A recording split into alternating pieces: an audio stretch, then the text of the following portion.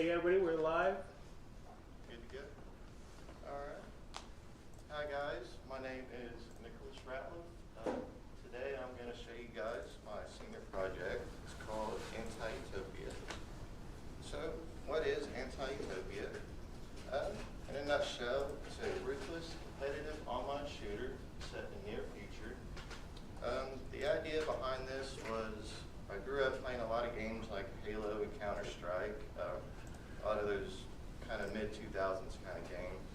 I really wanted to emulate something like that. So the goal overall for my senior project was I wanted to create from an idea to a completely shipped project that would be basically an online first-person shooter.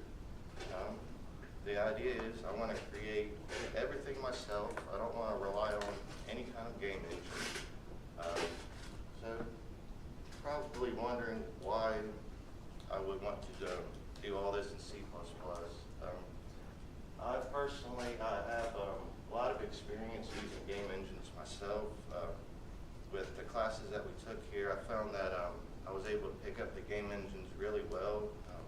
So I wanted something to kind of emulate a lot of the stuff that I learned here at Shawnee. We learned a lot of the classes we took algorithms, data structures. We ended up taking a lot of networking concurrency classes. So I wanted to structure my senior project to reflect all that. So how I started out was with one of our courses here. We took a basic networking class where we developed a UDP server. So it's just sending packets of data back and forth across the network. So I started out with the basic server, and then from there I did a client. So it's a client-server architecture where the server is basically just sitting there waiting, and then the client will ping information to the server. So that's where I started out with the project. It was, I spent the summer building kind of a reliance layer on top of it to where I can serialize the data back and forth. Everything works coherently. So say if you're on like a computer with the x64 architecture, everything would still run the same way as if you're on an x86 architecture. So that's where I spent the summer. From there, I started on the engine development itself. So the book I decided to follow was Game Programming in C++ by Sanjay. I'm not sure how to say his last name. But it's a fairly inexpensive book. I didn't put too much thought process into like which book I wanted to follow for this. I figured no book's going to be a one-size-fits-all for my project. So this is essentially what I decided to follow. In hindsight, I probably should have picked a better book to follow.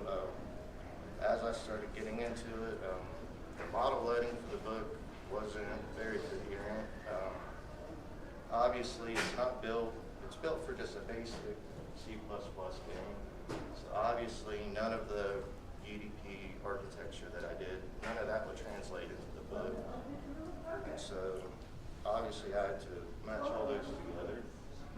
Later I found out that how I developed most of the classes myself, the math in the book didn't correctly match the math that I was doing.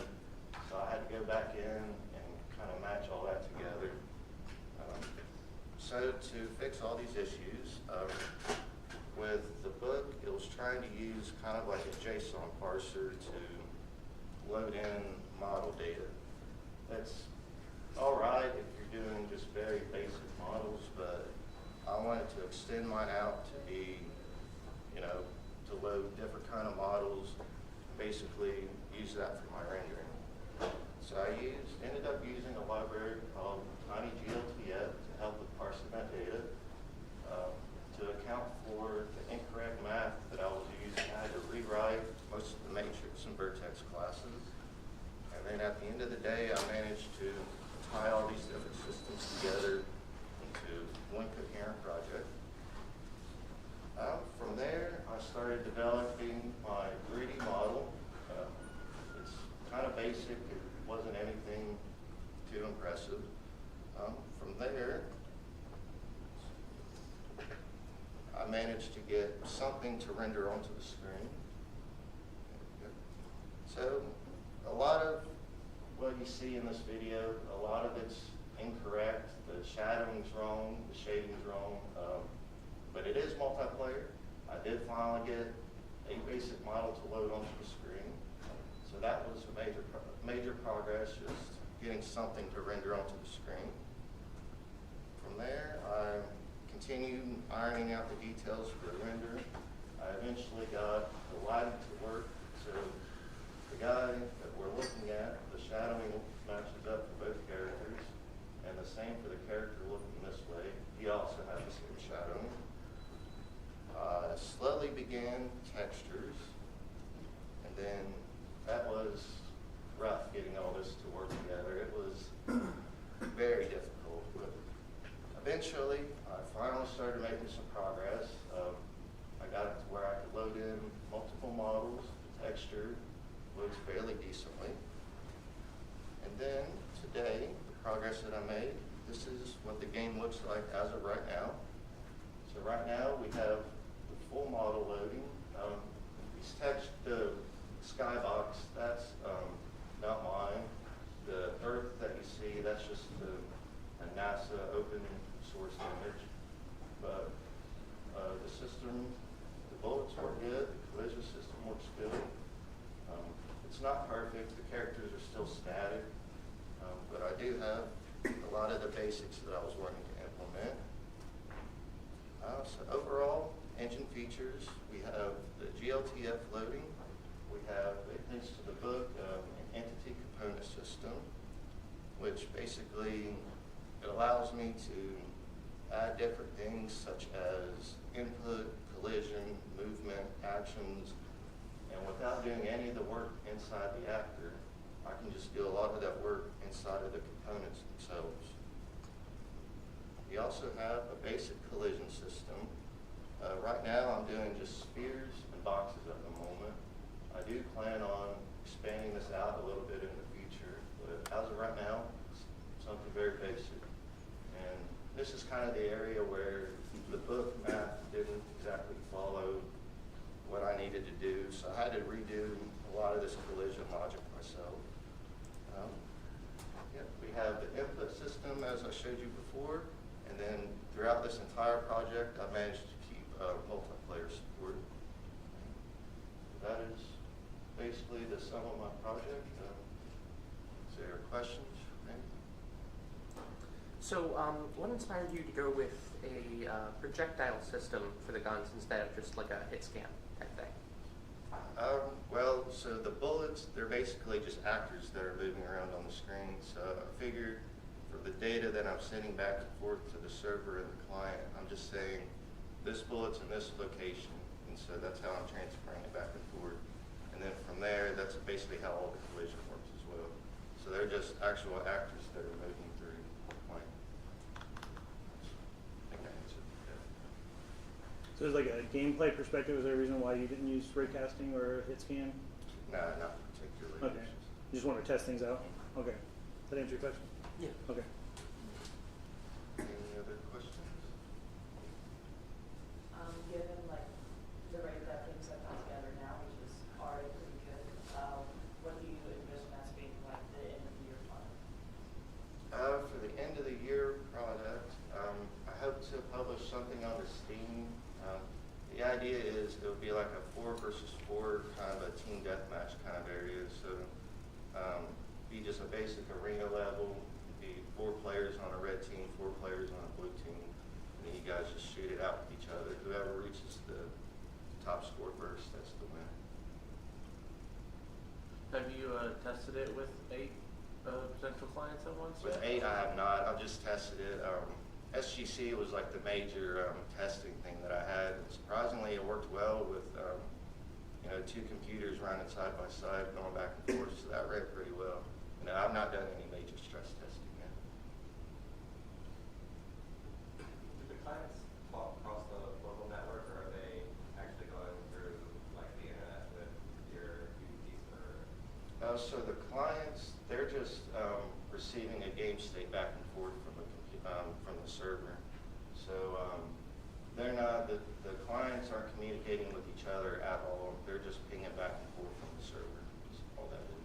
I was just wondering, like, is it currently set up for, like, could you, across two different networks, play your game together, or is it just like a local network type infrastructure? I believe so. That's something else I haven't really tested with. I've only tested through like WAN networks and directly connecting back and forth. With how the UDP protocol, I believe with everything set up, in theory it should work. But yeah, that's also something else I have to test out. Yeah, I got one. So, looking at what you're currently doing, you're kind of building two separate things. You're building like the systems and the engine that everything's kind of playing on top of, and then you're building the game. What would you say is like more of your actual project that you're actually building? What's the main focus? Is it just using the game as a way to demonstrate what you're capable of building an engine, or are you specifically building engines as a means to an end to make sure you build your game? Well, probably the game itself is kind of an example of what I can do with the engine, because the idea is where I can kind of put this out there and say, look at all these systems that I designed and put together, and then here's a coherent project where all these float in together. That's really that's something I'd like to do when I get out of college, is go into systems programming itself. So I believe this is a good way that I can, at least a talking point for in an interview, I can say, you know, here's all the different systems that I made, and then here's the actual application of what the systems can do. Okay. Any other questions? Got time for like one more question. Park-wise, what is your like end all be all wants for the model, the environments? As of right now, they're just basic models. I'm not a great artist. You saw the character model. I spent a lot of time designing that guy. The textures I did not make. They're all open resource they're not fonts, but textures. But overall, I would like a couple just weapon models, a basic character walking around, and then just basic letters. My art skills are kind of limited, so I can only do so much. All right. Final thing. Based on your original scope design, do you believe that you're on schedule, behind schedule? Where are you at? Ahead of schedule, maybe? I think I'm about on schedule.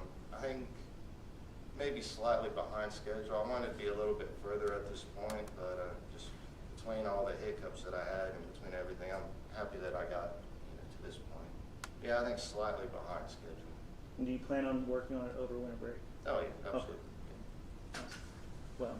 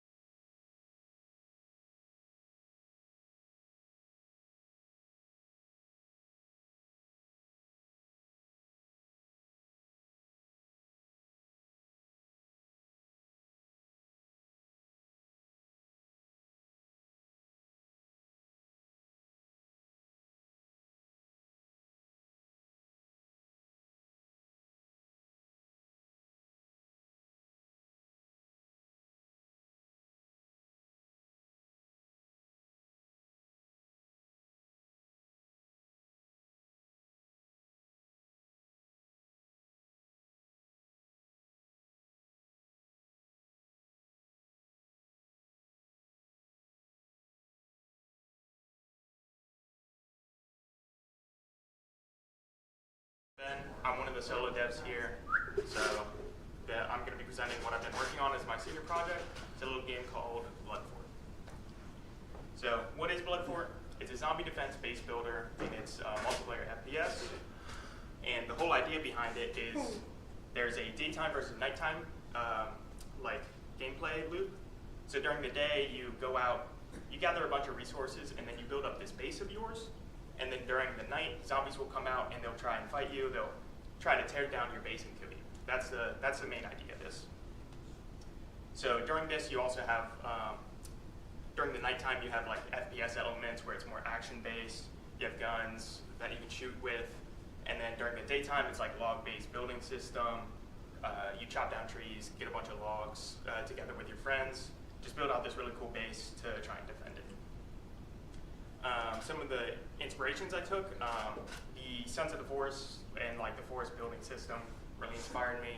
I found a lot of games, a lot of survival games, I was really hooked into the base building elements, but in many of those I found I didn't want to do like anything else in the game. And like in the forest, all my friends would deal with the objectives and I would sit there, I'd build this really cool base and then we'd all look at it and go, okay, we're done. Like, and just, I would close the game and I build out this really cool base and then it just sits on my hard drive and does nothing. So that's where I got the idea of incorporating the base building into the main gameplay loop and trying to actually defend it.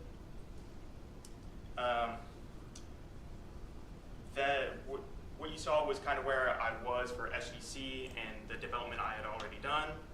I have plans to take it all the way to graduation. I do want to publish it into early access around the time I graduate to like, I gave myself a little extra window, so late May is when I was saying. But I do want to build out a feature complete game for an early access build. On the right side, there's more of the extra things that I plan on adding. So special zombie types to really enrich in the nighttime action. A couple of ideas I had were like an explosive zombie. It just kind of walks up to your wall and blows a hole through it for other zombies to get through. Things of that nature. Richer building, more options, ramps, furniture, just more stuff that you can give flair to your base. And then progression system, so I eventually want you to be able to gather resources like stone and metal. That way you can create like stronger and stronger base items. Another idea I had was a trap system, so maybe like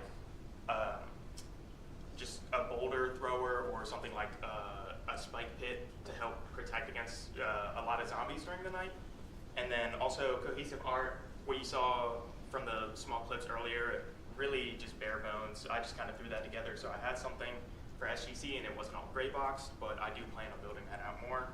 And then more advanced enemy AI pathing, so like I have an idea for kind of a state machine where they kind of have to decide whether they can attack you or if they're going to try and take apart your base instead. What does Blood Fort do to me? I've been indie focused, so again, I've been solo developing here. My main goal of this is to release it, and then my secondary goal is basically saying, since I solo dev'd all of this, this is like I have a wide array of skills. If I do go into the game industry, I am more interested in like smaller indie focused projects. So getting that wider skill base is kind of more what I want to try and present. I don't want to be focused into like one area of expertise. I'd rather have more hats than just one good one, I suppose. Next steps, I kind of talked about the features that I was planning on implementing. But again, like there's 6 more months until May-ish. And so we're about at the halfway point, but I do plan to work on this full time over winter break. So I will have a lot of time. I won't have any other schoolwork that I'm focusing on. I can just focus on developing this, which I'm kind of excited for. But I did a little, it's a little timeline. It's not very strict. I like to keep my development cycle kind of loose and let the game kind of tell me where it needs worked on. But the first steps I'm taking are like art direction, cleaning up the code base, and then transitioning to more data-oriented design. With Godot right now, the actors, I just need to optimize it. So focusing on just tearing stuff out that I don't need is my #1 goal. And then as I progress with that, I'll be able to create the pathing, finish up the building system. start fleshing out other stuff like the traps and enemies. Any questions? Yes. Nice description of the game developing. I have just a quick question. Mhm. What kind of AI platform was helpful? Which AI platform was helpful for developing Which platform? AI platform? Have you been using any AI platform such as? Oh, no, I haven't. So, this why, is why you? just because like I haven't really needed it, I suppose, is my idea behind it. Most of what I've been doing, I've been researching on my own, and I enjoy that like kind of development cycle. I'd like to suggest Hmm. we have to be adaptive. Yeah, We yeah. have to adapt some technologies. It will be helpful to save the time. As Mhm. a senior, you're really busy. So as a super senior, you have to find a job and then Right, right. So I focus the skills you have to skill sets Mhm. to be hired or to hire somebody. Correct. Yeah. As an owner. I get that. I'm not against it, I wouldn't say. It's just like I haven't incorporated it all yet just because of what I've been doing. And, From my personal experience, Mhm. Gemini 3 is TPU based. TPU is the tensor processing unit, and GPU. So far, you guys familiar with GPU, NVIDIA based. So TPU, you have to be open to Yep. use both. I'd like to recommend Gemini Okay.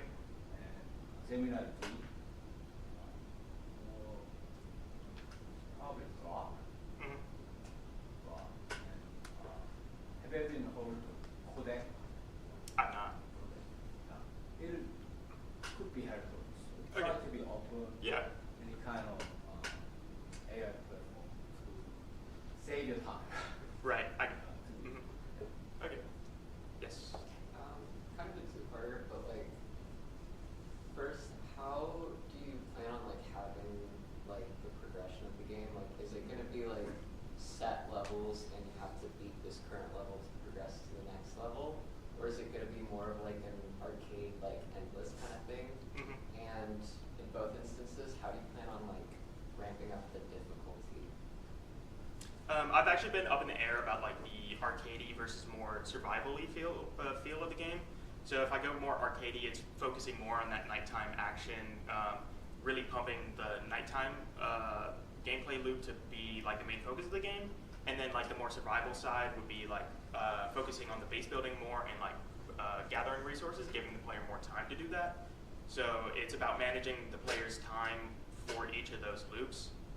And then for progression-wise for those, both of them are the same where each night will get harder and harder is the idea behind it. I haven't really thought of like the fail conditions for that, however, where like maybe you only have one life or you have a couple lives, something like that, or maybe you have something in your base to protect, and that's like that would be the fail condition if the zombies got in and got that.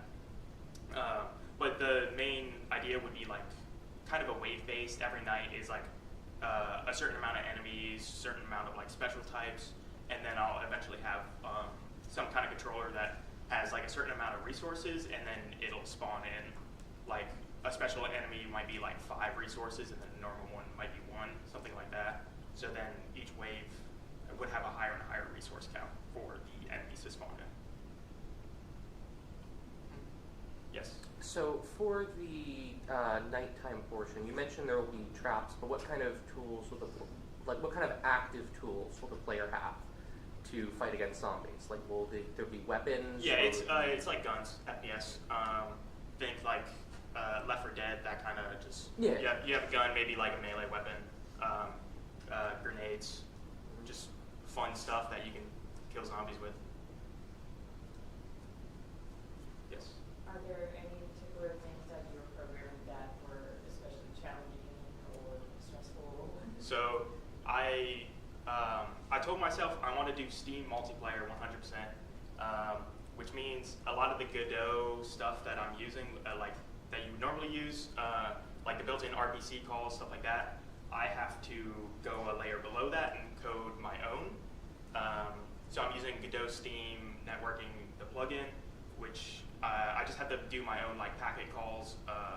And the hardest thing with that is multiplayer movement. I do have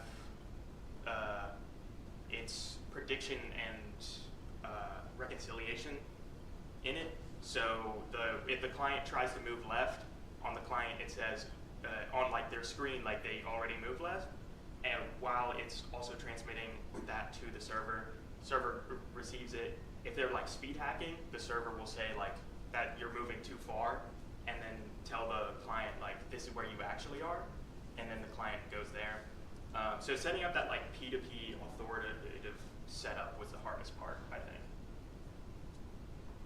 Yes. Right. You mentioned you were moving to a more data-oriented design for your code structure and stuff. I was wondering, is that for like scalability for handling Yes. bigger bases and more zombies and stuff? That's exactly what it's for.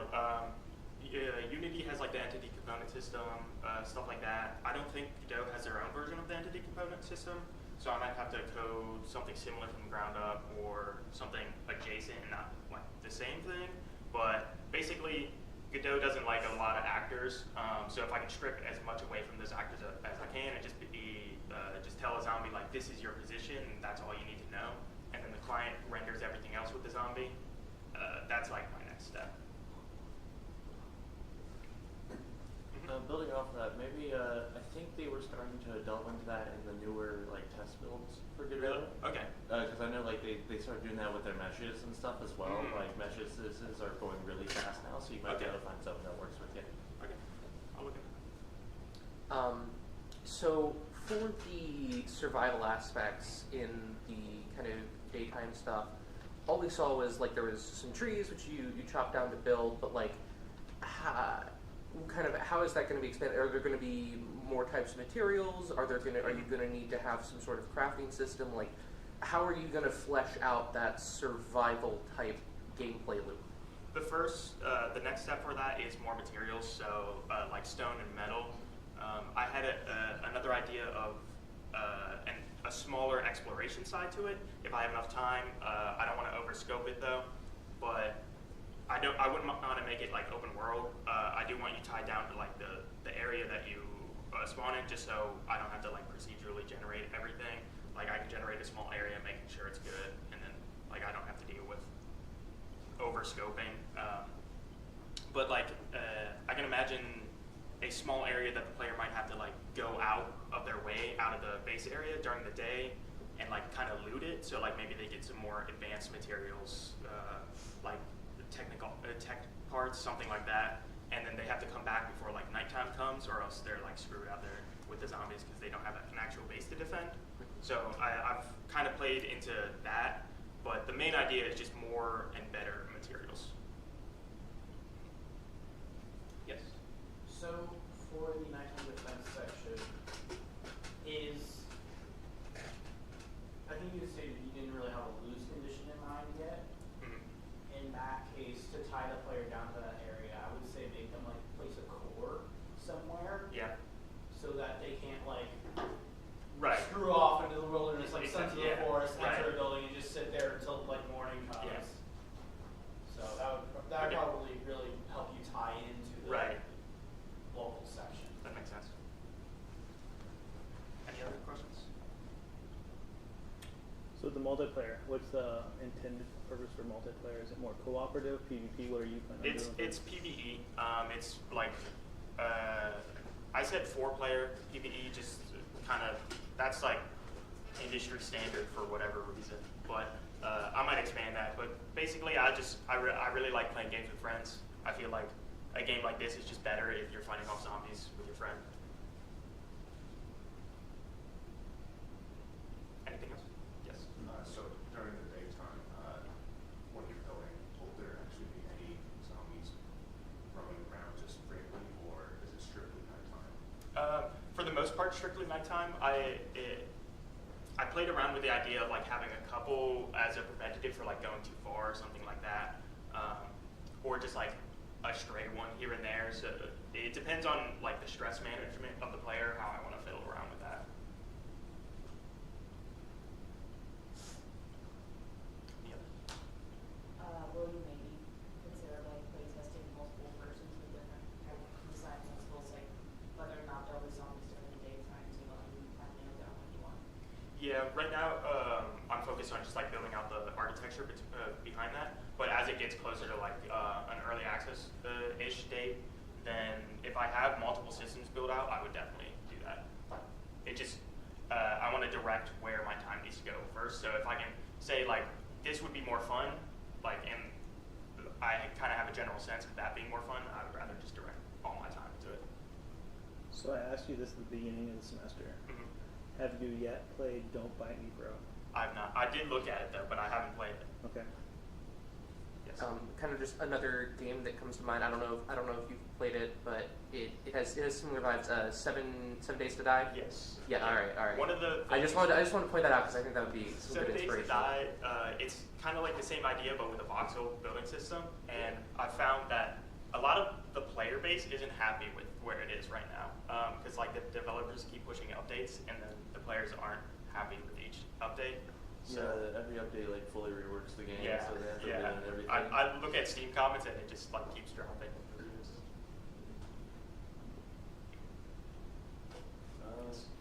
Well, you mentioned having varying materials eventually. Mhm. Now, is this going to work in different directions spreading out from the base, or would it be very much linear? The further down the path you go, the better materials you find. I was thinking linear. The main like branching choices would be how you design the base. Maybe like weapon upgrades might be different. Like if somebody wants to play around with more explosive weapons versus like more like heavy fire rate weapons, something like that. But for the progression system, mainly linear.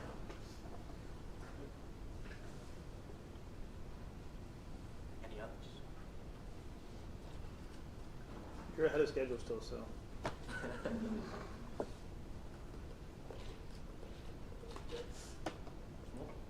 Yeah. So I guess kind of about the weapon system.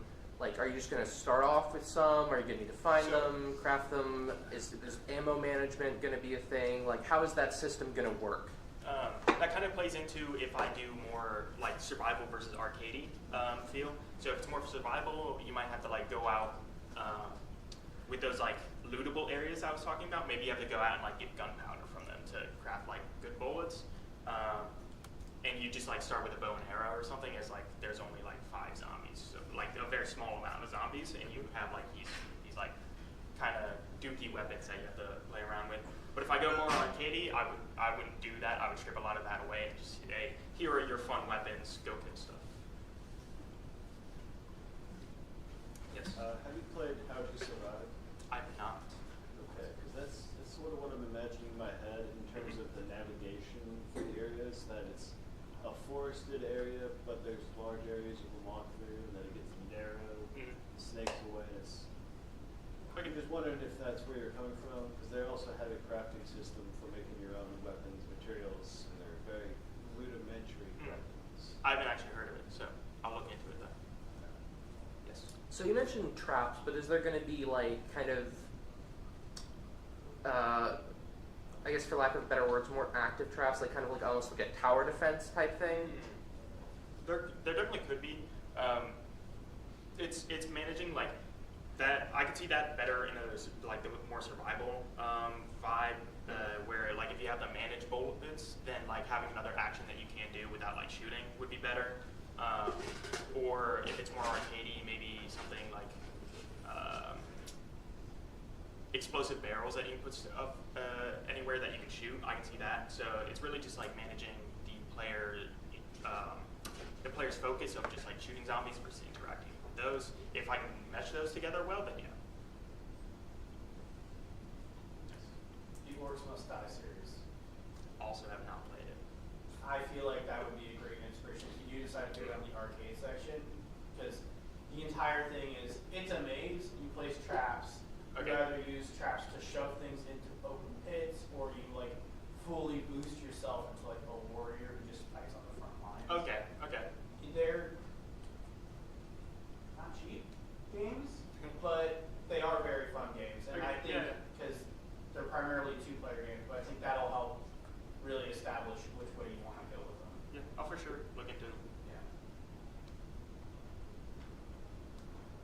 Any others? I guess to that end, are you also considering Dungeon Defenders' way of doing tower defense with a core? I have played Dungeon Defenders. I have played that. If I do a core, it's very similar to that. It just the zombie like AI pathing would be less focused down like lanes and stuff and more like free form because it has to react to your own buildings.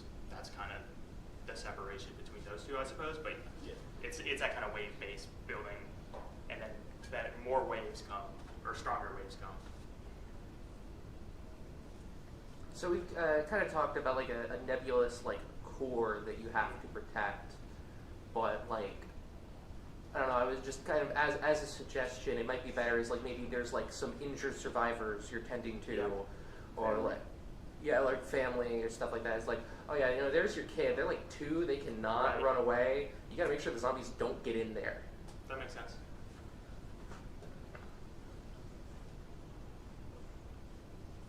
Do you have any plans for like rewards or points or anything like that, or will it just strictly be make things as you go or find them?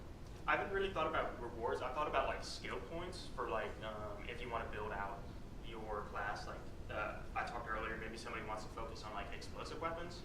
Maybe they can get like XP or skill points that build into that. But that's kind of just like an off idea right now. If I need more stuff to spice up like the progression system, I would look into stuff like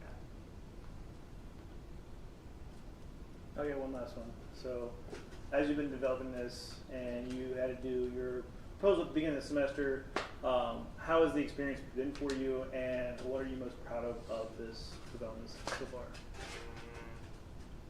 I think I'm most proud of the like networking stuff just because it took the longest. But maybe I've actually gotten close to what my scope was in the beginning. I'm a big over-scoper whenever I do things. So managing that and actually putting the time into it is probably what I'm most proud of.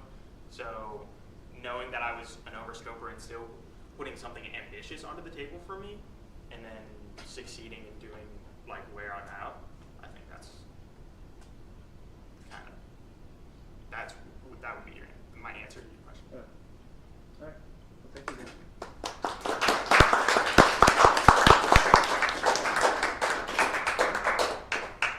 Again, we are going to take a quick break.